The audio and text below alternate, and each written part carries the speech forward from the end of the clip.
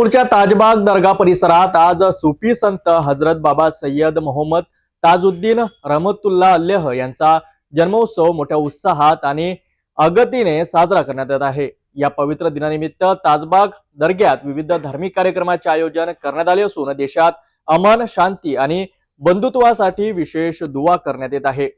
नागपूरच्या ऐतिहासिक ताजबाग दर्गा परिसरात सुफी संत हजरत बाबा सय्यद मोहम्मद ताजुद्दीन रहमतुल्लाह अलेह यांचा जन्मोत्सव मंगळवारी श्रद्धा आणि भक्तिभावाने साजरा करण्यात आला।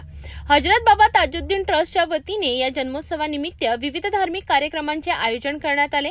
सकाळी 10 वाजता ताजबाग ट्रस्ट कार्यालयातून पारंपरिक संदल मिरवणूक काढण्यात आली। त्यानंतर केक कापून बाबा ताजुद्दीन यांचा जन्मोत्सव साजरा करण्यात आला।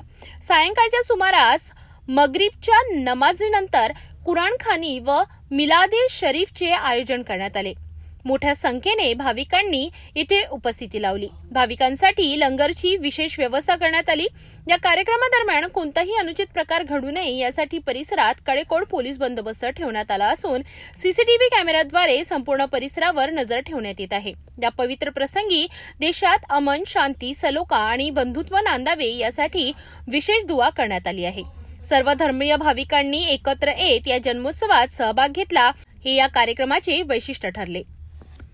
सुफी संत बाबा ताजुद्दीन यांचा जन्मोत्सव हा केवळ धार्मिक कार्यक्रम न राहता समाजात एकता, प्रेम आणि मानवतेचा संदेश देणारा ठरत आहे।